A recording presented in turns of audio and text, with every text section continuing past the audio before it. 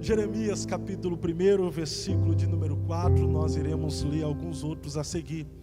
Está escrito assim: assim veio a minha palavra do Senhor dizendo: antes que te formasse no ventre te conheci, e antes que saísse da madre te santifiquei, as nações te dei por profeta. Então disse eu, Jeremias: ah, Senhor Jeová, eis que não sei falar, porque ainda sou um menino. Porém disse-me o Senhor: não digas eu sou um menino, porque a todos a quem eu te enviar irás, a tudo quanto te mandar falar, falarás.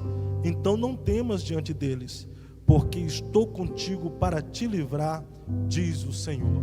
Leia comigo também versículo de número 18 e versículo de número 19.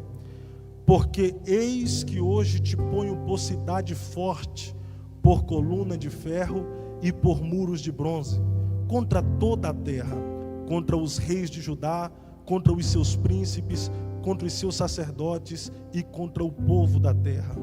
E pelejarão contra ti, mas não prevalecerão contra ti, porque eu sou contigo, diz o Senhor, para te livrar.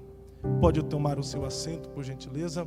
Saudações e prazer rever aqui meu amigo, pastor Fábio Benevides. Deus abençoe, viu, queridão? Queridos irmãos, me presta um pouco da sua atenção para nós compreendermos e entendermos o que Deus tem para falar conosco através desses versículos que lemos em um dos episódios mais fascinantes do Antigo Testamento, inserido dentro do contexto do livro de Jeremias. Jeremias, ele está na classificação dos profetas maiores. Profeta maior não por ele ser melhor do que aqueles 12 considerados como profetas menores. Profeta maior pelo simples fato da grande extensão do seu livro e também da longevidade do seu ministério. É bem verdade que talvez Jeremias, ele teve o ministério em questão de história mais longo do que qualquer outro profeta inserido dentro do contexto bíblico. Alguém pode dizer que quem teve uma história longa ministerialmente falando fora Isaías, por ser o livro profético maior do Antigo Testamento. Porém, a história de Jeremias, ela se tornou longa devido os reis que lhe antecederam, devido também os reis em que ele estava presente e também as profecias que ele liberou para a casa de Judá. Judá foi para o cativeiro e ele permaneceu dentro de Jerusalém, profetizando e clamando a Deus pela restauração do seu povo. Jeremias, ele é filho do sacerdote Ilquias. Ele vem de uma linhagem sacerdotal. É bem possível que o seu avô também tinha sido sacerdote. É possivelmente que o seu avô e o seu pai veio da linhagem de Arão, sacerdote, porque só poderia alcançar essa posição de sumo sacerdote aqueles que de fato, além de ser da tribo de Levi, ele também fosse da linhagem de Arão. E é bom nós pensarmos que a linhagem de Jeremias, sendo uma linhagem sacerdotal, ele seria o próximo também ser sacerdote da sua casa e em meio à sua família. Na época do rei Manassés, que foi um período de muita idolatria dentro de Judá, essa família de Ilquias, por guardar e conservar os princípios, os valores e os mandamentos do Senhor, não se entregaram à idolatria, à promiscuidade, não se entregaram à imoralidade e à corrupção. Ao contrário, eles permaneceram fiéis a Deus em santidade, em santificação, demonstrando assim a sua fidelidade para com o Senhor. Chegando um período em que Jeremias ele já tinha começado a estudar na escola sacerdotal para aprender todos os ofícios do sacerdote, como o cuidado dos utensílios da casa do Senhor, como também como entrar dentro dos santos e antes também oferecer o sacrifício ao Senhor, Deus, ele tem um encontro com Jeremias e o chama e o vocaciona para um dos mais sublimes ministérios, que é o ministério profético, que é o ministério de profeta. É verdade, a esperança de Uquias como pai, na condição de sacerdote, era que seu filho seguisse o mesmo rumo ministerial, que Jeremias também fosse sacerdote. Mas Deus aparece para Jeremias e frustra os sonhos do seu pai e Uquias e chama Jeremias para o ministério profético e faz de Jeremias um profeta. Porque Deus, ele não trabalha conforme o homem quer que Deus trabalhe. Deus geralmente, ele sabe como chama, quem chama e da forma que chama, e quando ele chama, não pode ser mudado o seu chamamento. A sua vocação não pode ser mudada por causa de sonhos humanos.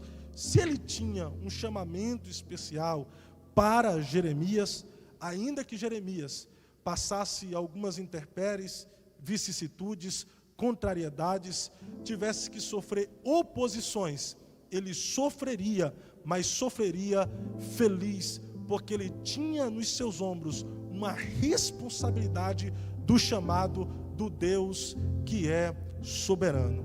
Logo, quando Jeremias recebe este chamado, ele não quer aceitar.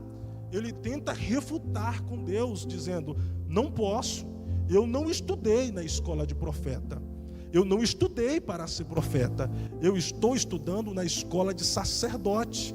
Então eu entendo um pouquinho do que é que os sacerdotes fazem.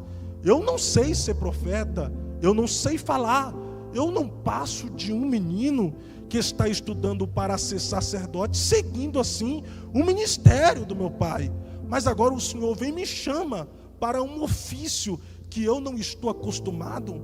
Porque o sacerdote, além de cuidar dos utensílios da casa do Senhor, ele também ouvia as necessidades do povo e contava as necessidades do povo para Deus. Na condição de sacerdote, Jeremias, ele apenas ia ouvir o povo e chegava até Deus e passava as necessidades do povo para Deus. Mas agora, na condição de profeta, Jeremias, ele sabe que ele vai ter que ouvir Deus e passar aquilo que Deus quer para o povo.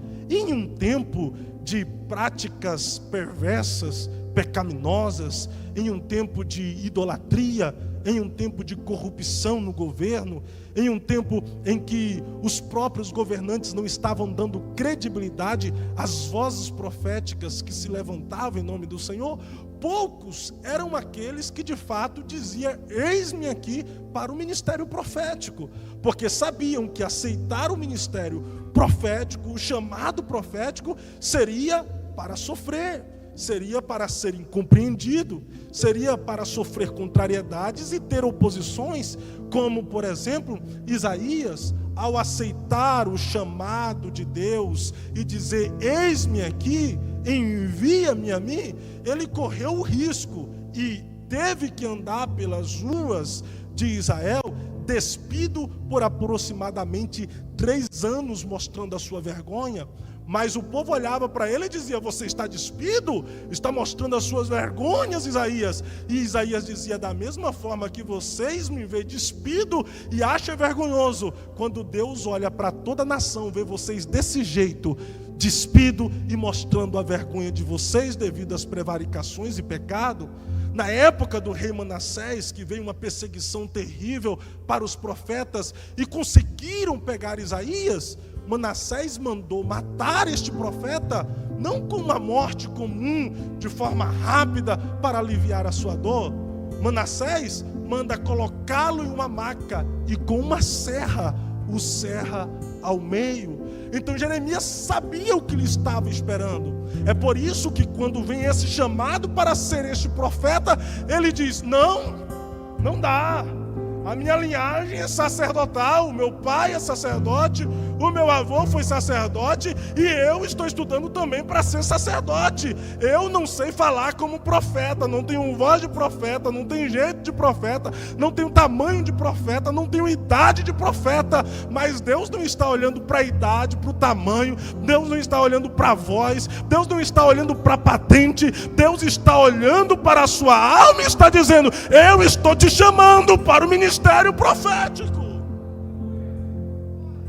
Deus, ele intervém naquilo que todo mundo olhava e dizia: Ilquias é sacerdote, Jeremias sacerdote vai ser, filho de peixe, peixinho é. Mas Deus entra em cena e diz: não, Jeremias, você vai ser o que eu quero que você seja, porque antes que você fosse formado no ventre da sua mãe, foi lá que eu te conhecia e foi lá que eu te chamei. Antes de você ser um embrião, as nações eu te dei por profeta, e aonde eu te mandar tu irás, e o que eu te mandar falar, você há de falar.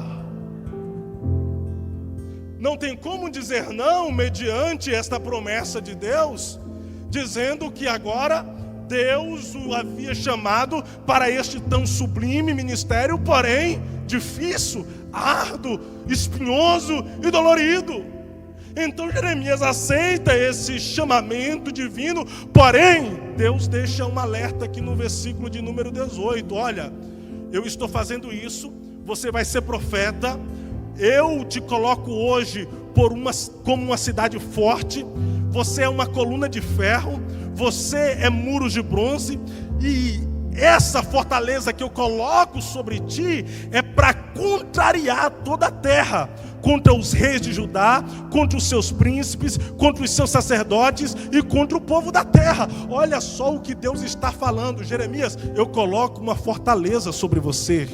Os reis dessa terra se corromperam, os sacerdotes dessa terra se apostataram da fé.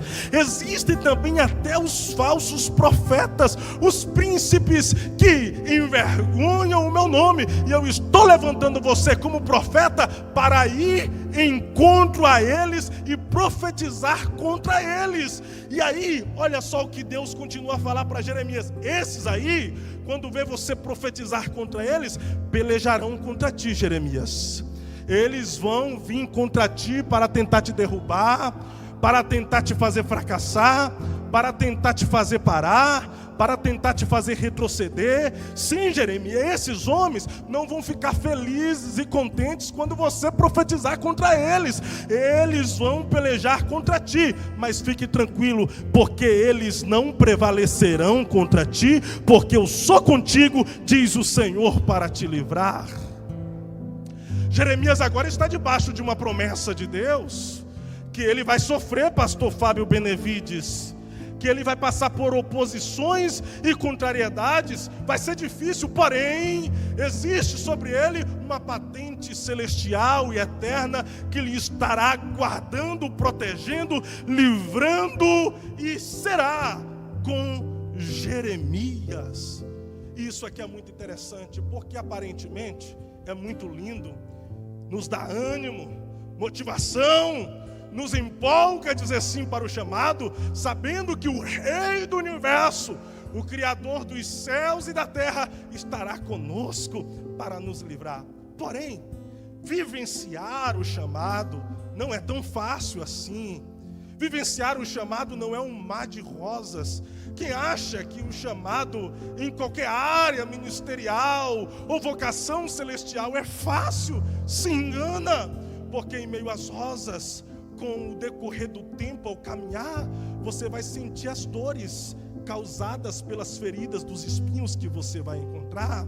Se você acha que aceitar e viver o chamado é ser aplaudido, se prepare, porque você será mais apontado do que aplaudido. Se você acha que viver o chamado é ser elogiado, você está enganado, porque você será mais criticado do que elogiado. Se você acha que aceitar e viver o chamado é aplausos, é fama, é status, é holofote, é pregar em grandes congressos, você está equivocado. Pode até ser que Deus coloque em grandes coisas nessa terra, mas só você e Deus saberá as crises existenciais, os conflitos internos, as guerras espirituais que você terá que pelejar dia e noite, noite e dia. Mas quem é chamado por Deus, ainda que enfrente esses desafios, ainda que tenha que enfrentar esses conflitos, ele não para, ele não recua, ele não desiste. Mesmo chorando, ele diz: eu não vou mais pregar. Mas alguém liga no dia de amanhã dizendo: eu preciso que você venha aqui atender a minha igreja. E de repente você fala: eu vou. E no outro dia você está lá pregando, porque o chamado arde nos seus ossos e queima na sua alma, e ninguém pode te deter, ninguém pode te parar, porque foi Deus que te chamou e fez um depósito especial em seu ser. Mas aceitar o chamado não é fácil. Tem muita gente que vem para o ministério achando que o ministério é uma plataforma para lhes fazer famoso.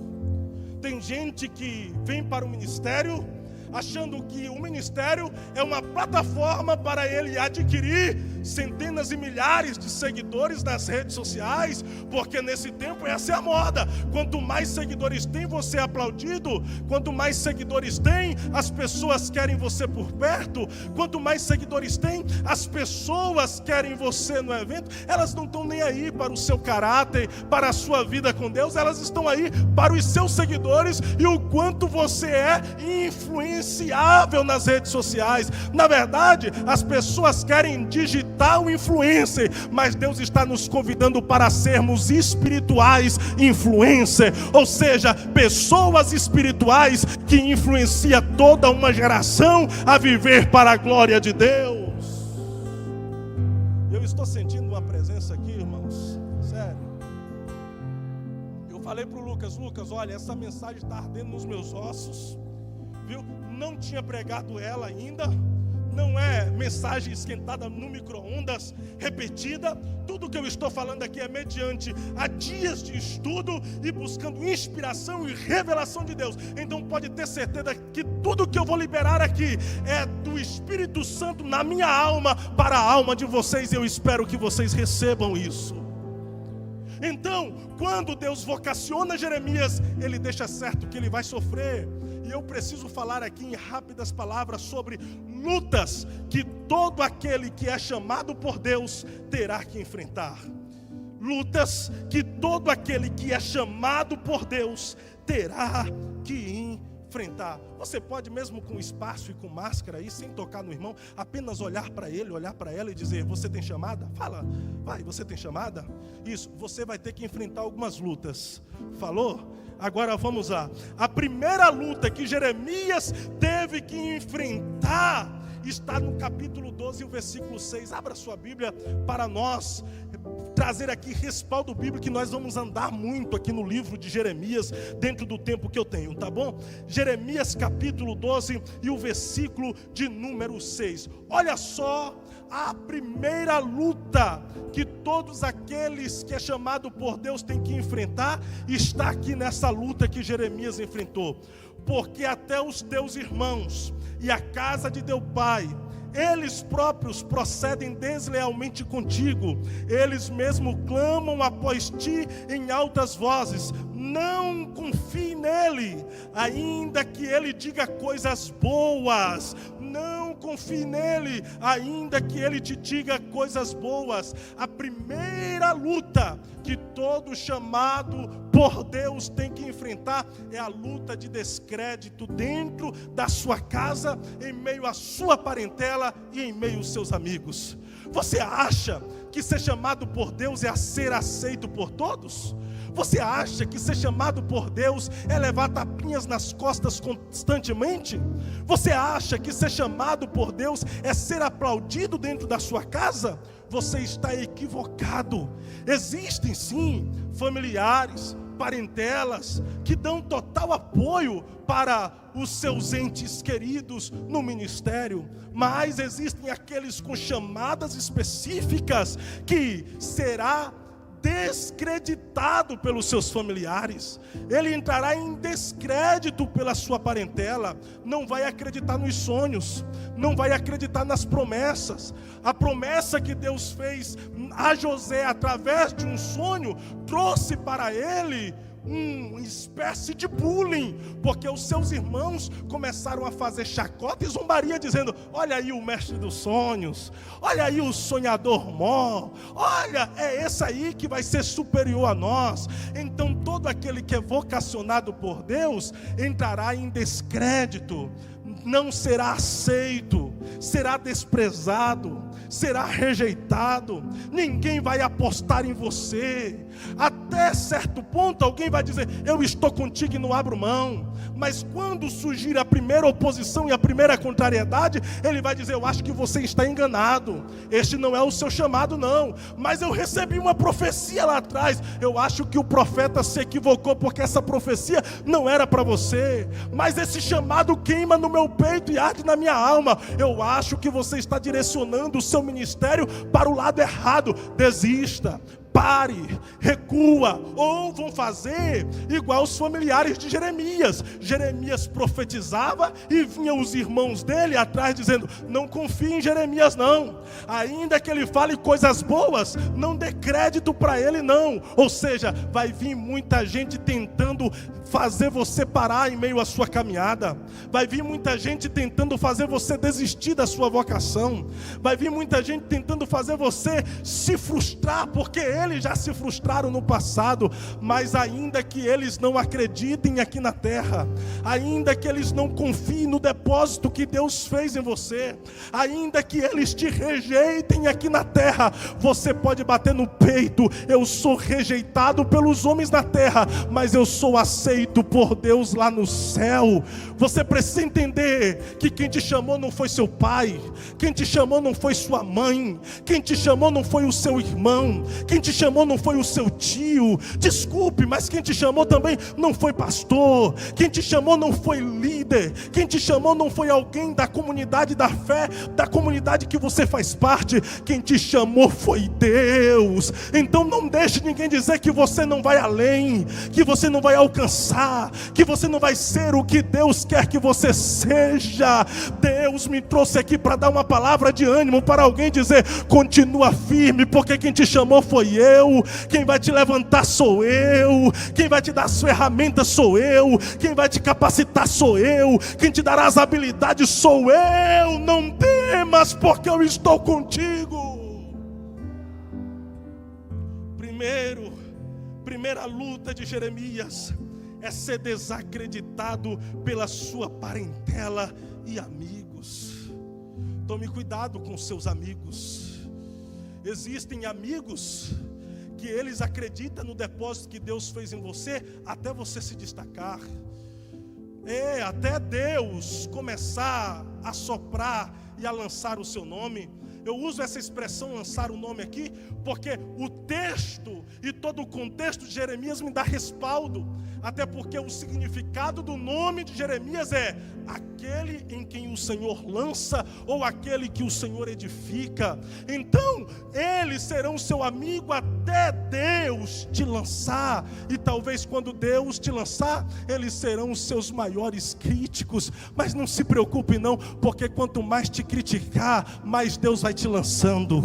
Enquanto mais te criticar, Deus vai edificando. Quanto mais virem opositores, Deus ele vai edificando a sua alma e te lançando para as nações. Primeira luta: descrédito em meio à sua parentela e amigos. Se eu fosse parar por causa dos descréditos, eu já tinha parado há muito tempo.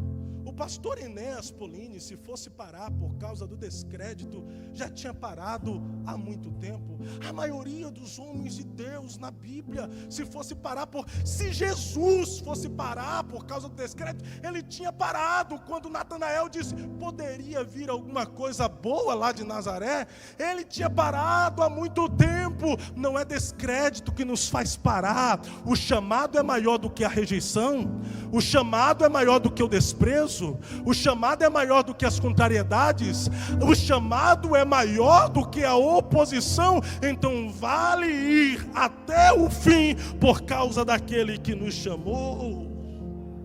Segunda luta que Jeremias tiveram que enfrentar está aqui no capítulo 15 e o versículo de número 10. Abra aí a sua Bíblia, acompanha comigo, vai.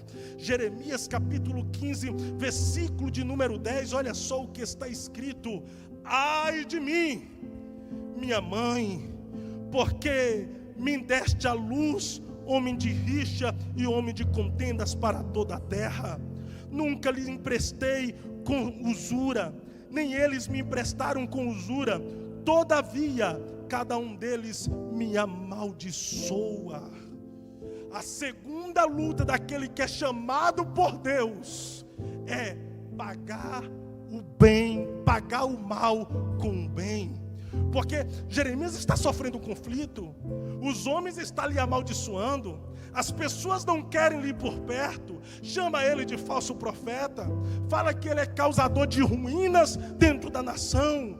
Os homens liberam a palavra de maldição sobre o profeta. Só que no versículo 11, olha só o que o Senhor diz: de certo que o teu remanescente será para o bem.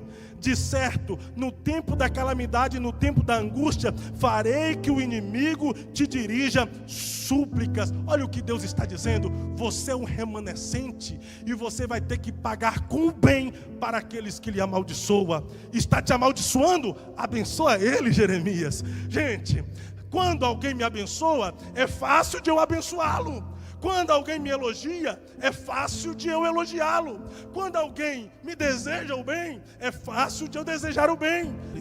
Pague o mal com o bem, não pague na mesma moeda. Eu te chamei para ser diferente. Eu sei que aí na sua interioridade há um conflito de guerrear contra eles, de pelejar contra eles, de brigar com eles, de amaldiçoar todos eles. Mas fica tranquilo, pague o mal com o bem, porque vai chegar um dia de angústia e eu mesmo, o Deus de vingança, farei que todos esses que te amaldiçoam se prostre diante de ti e te dirija súplicas. Deus está dizendo: deixa comigo, porque eu me responsabilizo por aqueles que são contras. A sua ocupação é apenas abençoá-lo. A sua ocupação é apenas amá-lo. A sua ocupação é apenas orar para que a vida deles sejam mudadas e transformadas da forma que eu estou mudando e transformando a sua também. Segunda luta que todos nós teremos que enfrentar é pagar o mal com o bem. Em meio à chamada, vai ter os opositores, pessoas que vão falar mal de nós, pessoas que vão nos caluniar, pessoas que vão nos apedrejar, pessoas que inventarão inverdades ao nosso respeito, seja por um sentimento maligno, seja por inveja, ou seja por não gostar de nós. E simples assim. Vai ter gente que não vai gostar de você, não é pelo que você tem, é simplesmente pelo que você é.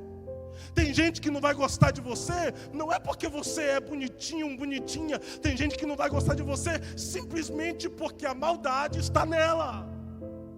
Aí Deus está dizendo: não seja conivente com a maldade alheia, não se iguale, não seja semelhante. Está te amaldiçoando, abençoa. Está te desejando mal, deseja o bem. Quer se afastar de você, busque abraçar, porque eu me responsabilizo em castigá-los em um futuro bem próximo. Terceira luta que Jeremias teve que enfrentar está no capítulo de número 17, versículos 13, 14 e 15. Olha só o que Deus vai nos revelar através desse texto aqui que é muito profundo. Terceira luta, capítulo 17, versículos 13, 14 e 15. Jeremias está orando, e na sua oração ele diz: ó Senhor, esperança de Israel, todos aqueles que te deixam serão envergonhados, os que se apartam de mim serão escritos sobre a terra, porque abandonam o Senhor, a fonte das águas vivas. Cura-me, Senhor, e sararei, salva-me e serei salvo, porque tu és o meu louvor. Eis que eles me dizem: onde está a palavra do Senhor? Vem agora. A terceira luta que todo vocacionado por Deus vai ter que passar é uma crise interior, é um conflito existencial na alma a respeito das incertezas das promessas. Porque tem horas que nós questionamos mesmo: Deus, cadê a palavra do Senhor que foi liberada sobre a minha vida há algum tempo atrás? O próprio livro de Provérbios diz que a esperança demorada, ela enfraquece a fé. Quando nós depositamos a nossa fé na promessa que Deus nos fez e ela não acontece de imediato, nós nos frustramos, nós nos decepcionamos e criamos incertezas a respeito do futuro. Quantas vezes nós paramos e questionamos: Deus, vai acontecer mesmo? Ó Deus, o Senhor vai fazer mesmo? Ó Deus, o Senhor me chamou mesmo para esse ministério? Foi o Senhor que me fez essa vocação mesmo? Ou é coisa da minha mente? Ou é um sonho pessoal que não tem nada a ver com a promessa do Senhor? Ó Deus, qual é o meu chamado de verdade? Quantas vezes eu entrei nesse conflito existencial? Lá na cidade de Porto Seguro, Bahia, de onde eu sou oriundo, quando eu me converti com 16 anos de idade, depois de ter saído do crime, depois de ter levado 2 tiros, uma Kia, onde tem uma bala alojada até hoje, 19 pontos na barriga para tirar uma outra bala, e eu procurando de Deus o meu chamado e a minha vocação, eu dizia: para que o Senhor me chamou? Para que o Senhor me vocacionou? Porque o Senhor me tirou lá do mundo? O que é que o Senhor quer comigo? E um dia eu pude ouvir o Senhor dizer na minha alma: primeiro eu quero te salvar e escrever o seu nome no livro da vida, e isto eu já fiz. E um certo dia, eu querendo me envolver com as coisas do reino e com a obra de Deus, eu dizia: Senhor, qual é o meu chamado? Qual é a minha vocação? Para que o Senhor me chamou na face da terra? E Deus nada me respondeu. Mas um dia eu estava num culto e eu vi um amigo meu pregando. O nome dele é Rogério Gomes, e ele pregava de forma linda. E de repente, ao ver ele pregando, uma chama começou a brotar na minha alma, e ali naquele culto eu dizia: eu quero ser pregador do Evangelho.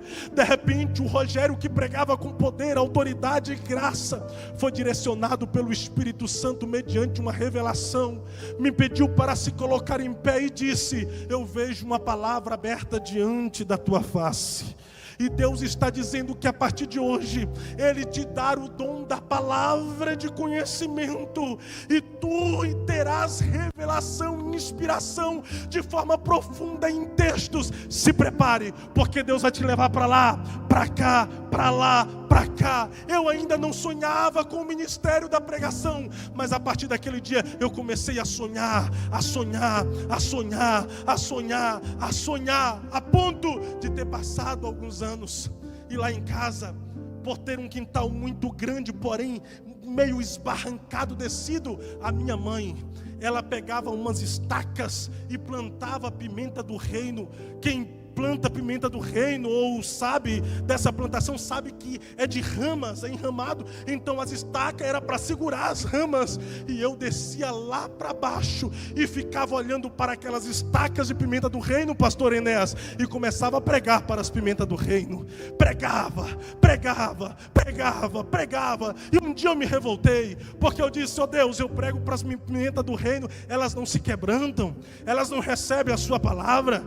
Eu prego para a pimenta do reino, elas não se arrependem dos pecados, não se converte, não dá glória a Deus e também não dá aleluia. E eu fiquei triste, angustiado, porque o meu sonho era pregar o Evangelho. E naquele dia eu me ajoelhei lá no fundo do quintal, coloquei a Bíblia na minha cabeça desse jeito, e de repente eu adormeci, quando eu adormeci, eu tive um sonho. Não foi visão, não foi revelação, porque eu estava dormindo. Eu tive um sonho que eu estava pregando no congresso dos Gideões missionários, mas não tinha como. Eu era um menino, não tinha capacidade nenhuma, não tinha habilidade nenhuma, não tinha dom algum, não tinha nem pregado ainda. Mas naquele dia eu levantei dali com uma chama no peito, comecei a pregar nas ruas, comecei a pregar nas praças.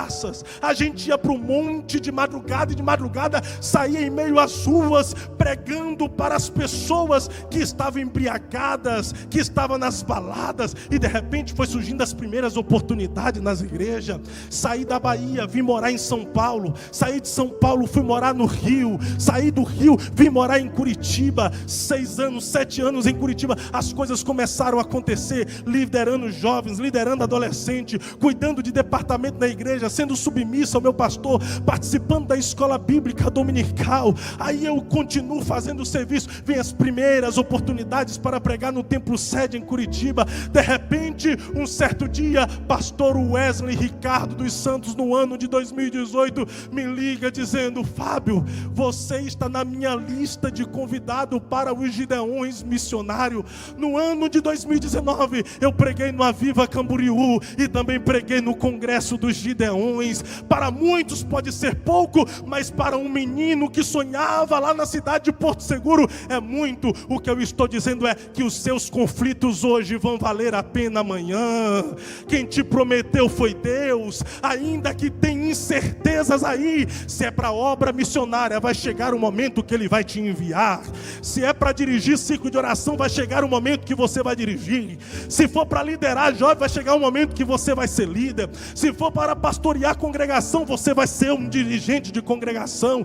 Se for para ir às nações, Deus te levará às nações. Eu não sei como é que vai acontecer, eu não sei como é que Deus vai fazer acontecer, mas eu tenho certeza que quando Deus promete, Ele cumpre. Pode passar céu, pode passar terra, mas as palavras dele jamais vão falhar.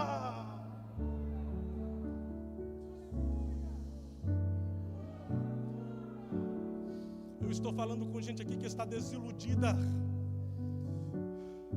Eu estou falando com pessoas aqui que em algum momento da sua caminhada caiu, mas você tem promessa de Deus, e você está dizendo: Deus, e as promessas? Será que ainda vai acontecer? Eu estou falando com gente aqui que não suportou perseguição, com pessoas que não suportou contrariedades, acabou desistindo daquilo que Deus tinha depositado em você e tinha prometido para você. Só que enquanto eu prego, o Espírito Santo está mexendo em tudo aí. Os seus olhos estão começando a lacrimejar, porque Deus está fazendo você lembrar. Na verdade, Ele está trazendo à sua memória promessas de muito tempo atrás. E foi Deus quem te trouxe aqui apenas para te dizer: eu não desisti de cumprir aquilo que eu falei a teu respeito. Eu não desisti de cumprir aquilo que eu prometi. Volte para o caminho da promessa hoje, que eu vou te direcionar até aquilo que eu prometi para a tua vida e para a tua alma. Eu sei que as circunstâncias dizem que não, eu sei que o passado diz que não, eu sei que algumas falhas suas dizem que não, eu sei que o inferno está dizendo não, acabou, já era. Mas a última palavra não é das circunstâncias, a última palavra não é do diabo, a última palavra não é do macumbeiro, do feiticeiro, a última palavra não é do inferno, a última palavra é de Deus, e Ele está dizendo: vai acontecer. Eu não pedi ainda, mas se você pode, levante uma das suas mãos, vai. Há uma presença aqui, meu Deus do céu. Oramaia. Eu sinto Deus pegando alguém do poço da desilusão.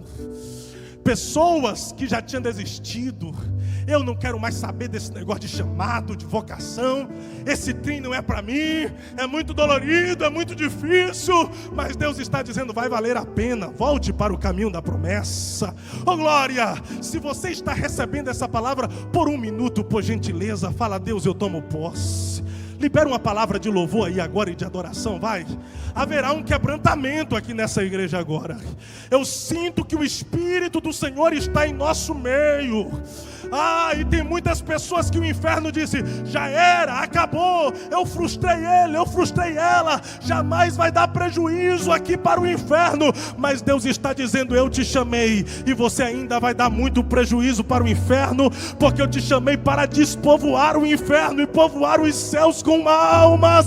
Volte a pregar, profeta, volte a cantar, mulher de Deus, levita, chamada pelo Senhor. Volte a orar, homem de Deus, homem de oração, homem espiritual. Volte a desejar as coisas de Deus, vença os conflitos interior e viva para a glória do Eterno.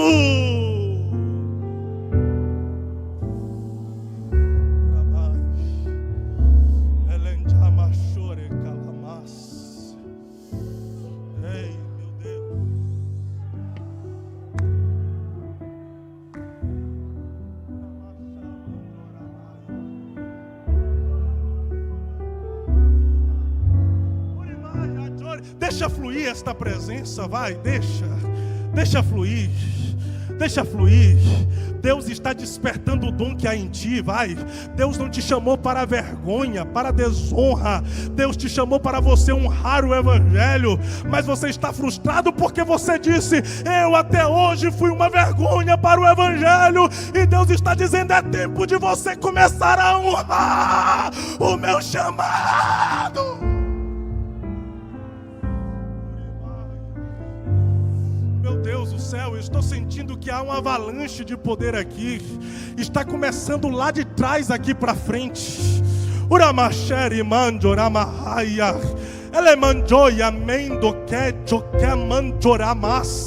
Recebe essa palavra de profecia.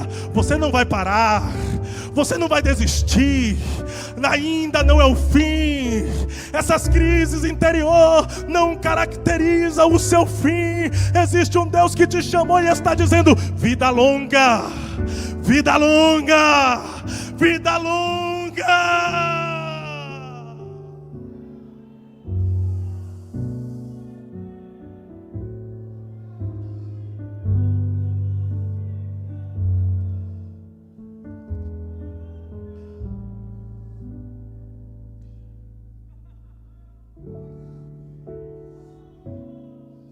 Preciso encerrar.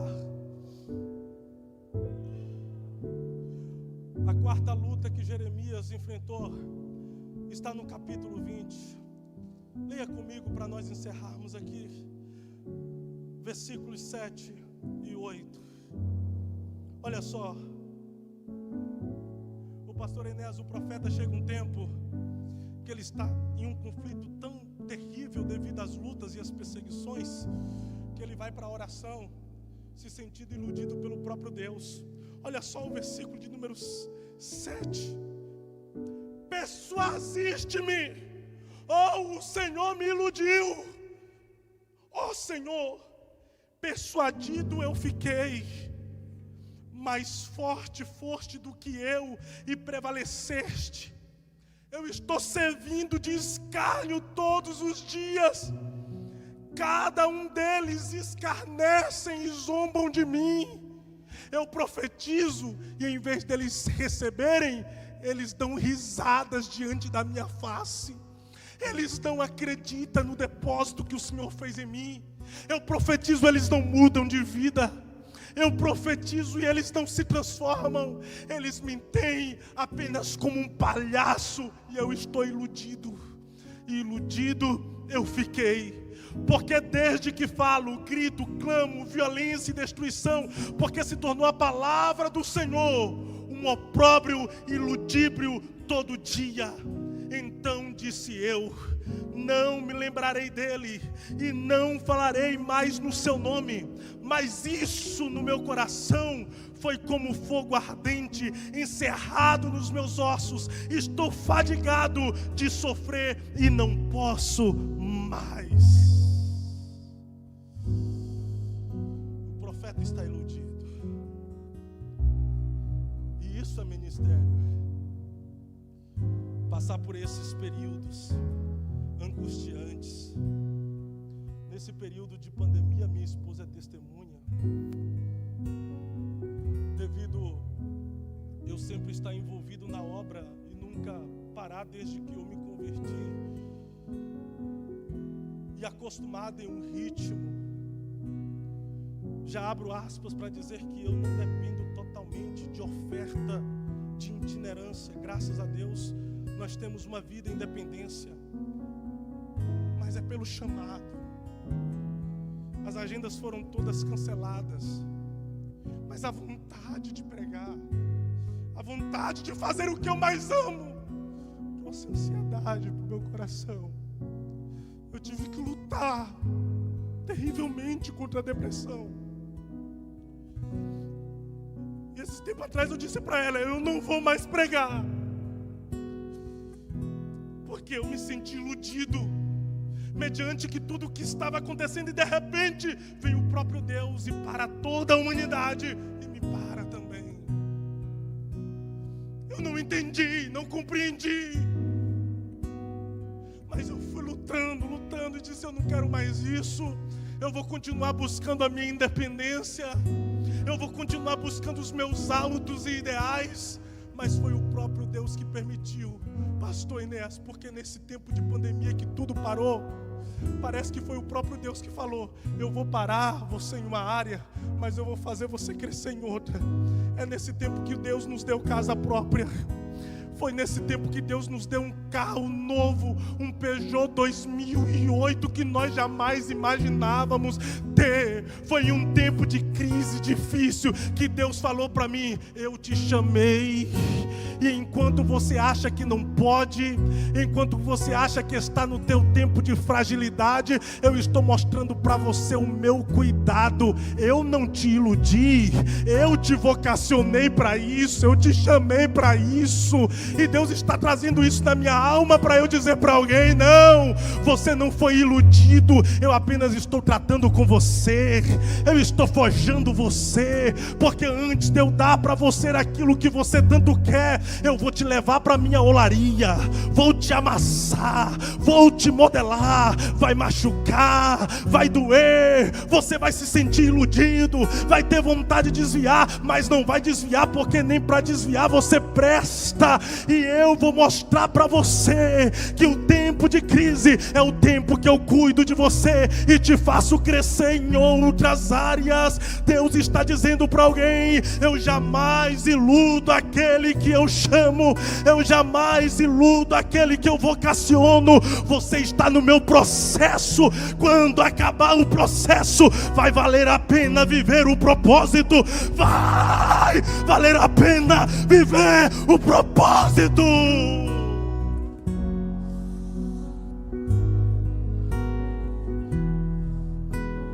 Eu vou deixar fluir essa graça que está descendo aqui.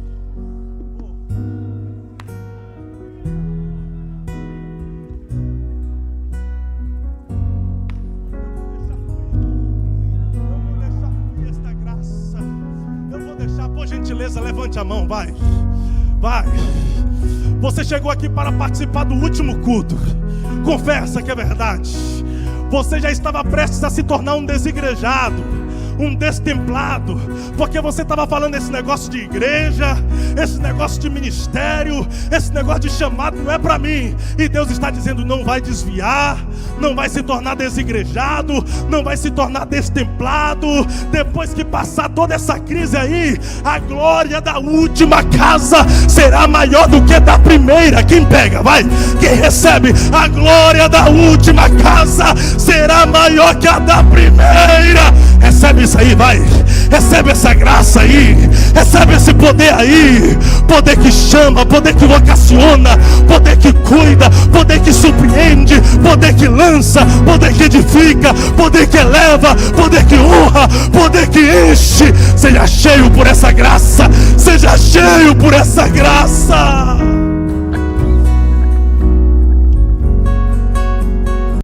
Por gentileza, com a permissão do pastor Enéas, esteja em pé.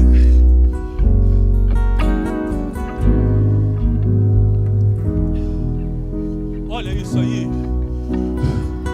Ouça o idioma que o inferno não consegue entender, que os homens também não entendem, Mas quando a gente ora nesse idioma, é a nossa alma que passa a necessidade da nosso espírito para Deus. Melhor, é o nosso espírito que passa a necessidade da nossa alma